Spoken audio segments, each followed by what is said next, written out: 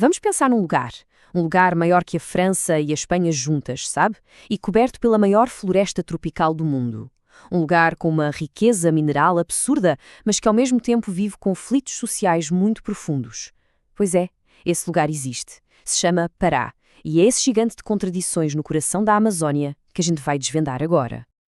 Para a gente ter uma noção do tamanho disso, estamos falando de um território de 1.200.000 quilômetros quadrados. É uma área tão, mas tão grande que supera muitos países inteiros, como a França, a Espanha e a Alemanha, juntas. E olha, dentro do Brasil não é qualquer estado não.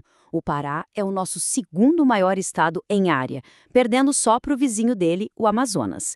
Isso já dá uma boa ideia da importância estratégica e geográfica que ele tem para o país.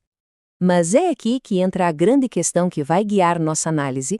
O Pará é, afinal, uma terra de imensa riqueza ou um palco de enormes desafios?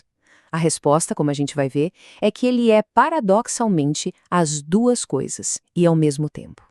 Então, para a gente começar a entender esse quebra-cabeça, temos que ir para a raiz de tudo, a natureza do Pará. A identidade do estado está totalmente ligada à floresta que o cobre e o define. Praticamente todo o território paraense é coberto pelo bioma Amazônia. E o que isso significa na prática? Bom, significa uma floresta super densa, equatorial, com aquele clima quente e muito úmido o ano inteiro.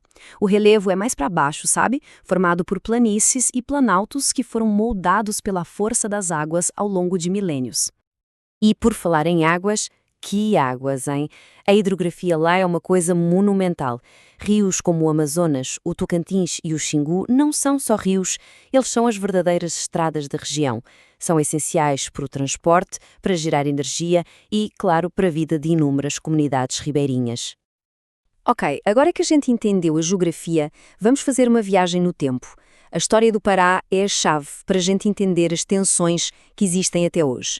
É uma história marcada pela exploração de riquezas e por conflitos sociais muito, muito profundos. Tudo começou lá em 1616, com a fundação do que hoje é Belém, um ponto super estratégico para controlar a foz do rio Amazonas. Mas a história não foi nada pacífica. A cabanagem, no século XIX, foi uma revolta popular brutal. E já no século XX, grandes obras como a rodovia Belém-Brasília e a usina de Tucuruí mudaram a cara do Estado para sempre, acelerando ainda mais a exploração dos seus recursos. E olha, esse ponto da cabanagem é fundamental. Essa citação mostra perfeitamente o espírito de resistência e as tensões sociais que marcam a região há séculos. É a luta do povo da floresta contra o poder central e as elites económicas, uma história que se repete. E toda essa história de exploração, claro, nos leva direto para a economia do Pará de hoje.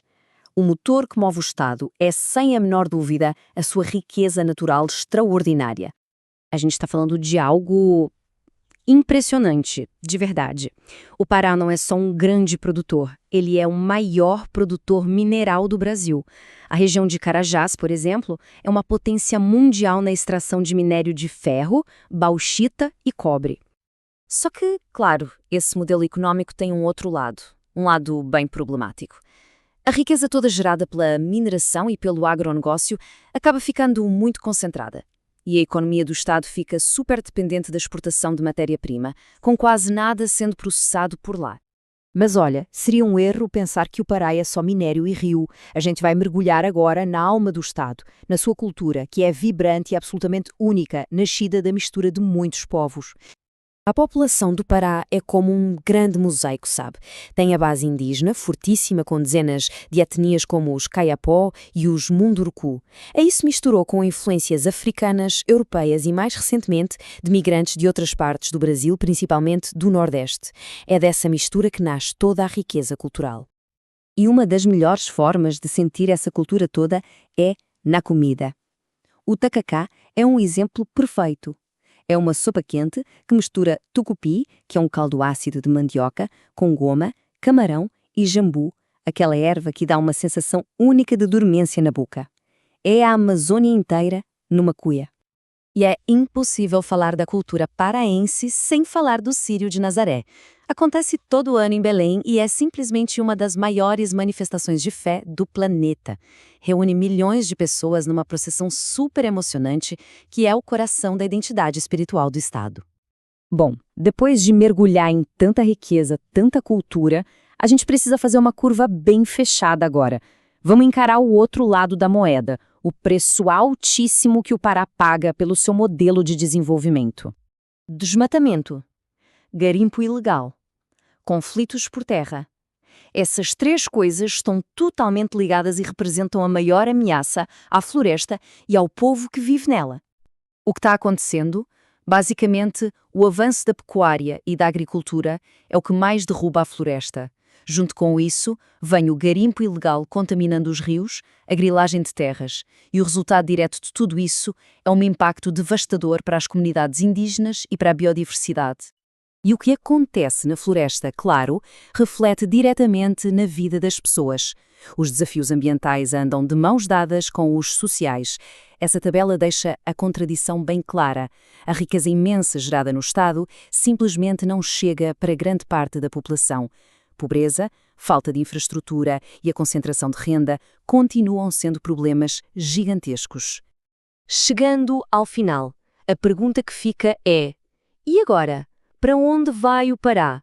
O Estado está numa verdadeira encruzilhada e o futuro dele, e de uma parte vital da Amazônia, está totalmente em jogo. Então, para resumir, o que a gente tem é isso. De um lado, uma riqueza natural e cultural que é um patrimônio da humanidade. Do outro, um modelo de desenvolvimento que causa desmatamento recorde, conflitos e uma desigualdade enorme. Esse é o grande paradoxo do Pará. E a gente termina com essa provocação. Com toda essa riqueza e todos esses desafios, será que o Pará consegue encontrar um novo caminho? Consegue equilibrar progresso com preservação e justiça social, se transformando num exemplo de sustentabilidade para a Amazônia e para o mundo? A resposta ainda está sendo escrita.